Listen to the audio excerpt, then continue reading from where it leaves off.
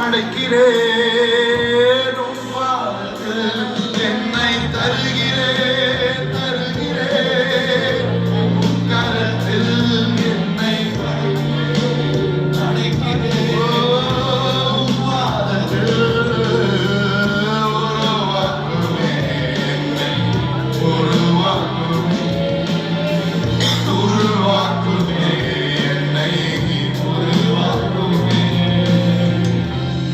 எல்லா பகுதியில் வாழ்வின் எல்லா பகுதியிலுமே there should be a change. ஆமென் சொல்லுங்க. நான் நல்லா இருக்கேன் பிரதர், நீங்க நல்லா இருக்கீங்களான்றது கேள்வி இல்லை. அவருடைய குமாரனின் சாயலுக்கு ஒப்பாக இருக்கிறீர்களா என்பதுதான் கேள்வி. ஆமென். நான் அவரை விட இவளை விட எங்க வீட்டுல இருக்கு பிரதர், எங்க செட்ல என்னைய மாதிரி ஒரு ஆபத்தம் கிடையாது, அது கேள்வியே கிடையாது. அவருடைய குமாரனின் சாயலுக்கு ஒப்பா இருக்கும்படி கர்த்தர் உங்களையும் என்னையும் உருவாக்க விரும்புகிறார். ஆமென் சொல்லுங்களேன். Transformation should be continuous, should be consistent. ஒவ்வொரு நாளும் ஆவியானவர் உங்களை உணர்த்தும் போது கவனிங்கள். என்னை தயவுசெய்து கவனிக்கணும். நீங்க வந்தது ரொம்ப சந்தோஷம். நீங்க கண்ணத்தை தான் கேட்கணும். கண்ணை மூடி கேட்டீங்கன்னா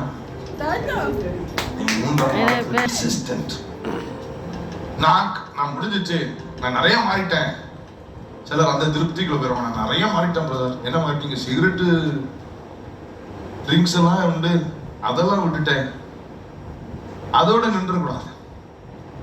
அது நம் அளவுகோல் அல்ல, அது நம் அளவுகோல் அல்ல. நான் ஒவ்வொரு நாளும் கிறிஸ்துவை போல அந்த குமாரனுக்கு ஒத்த சாயலாக என்னை கர்த்தர் உருவாக்குகிறார்.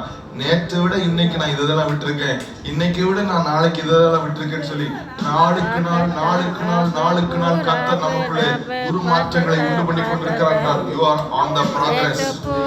You are in a success way. நீங்கள் ஒரு வெற்றி பாதையில நடந்து கொண்டிருக்கிறீர்கள். கர்த்தர் உங்களை குறித்து பூரிப்படைகிற ஒரு பாதையில நான் அழைத்த அழைப்பில உண்மையாய் ஓடிக்கொண்டிருக்கிறார். நான் அழைத்த அழைப்பில உண்மையாய் ஓடிக்கொண்டிருக்கிறார் என்று கர்த்தர் உங்களையும் என்னையும் குறித்து மெச்சிக் கொள்கிற ஒரு இடத்துல. ஆமென் சொல்லுங்களேன். கர்த்தர் சமீபமாய் என்னை உருவாக்குகிற ஒரு பகுதியை தான் நான் அந்த காலை வேளையிலே உங்களோட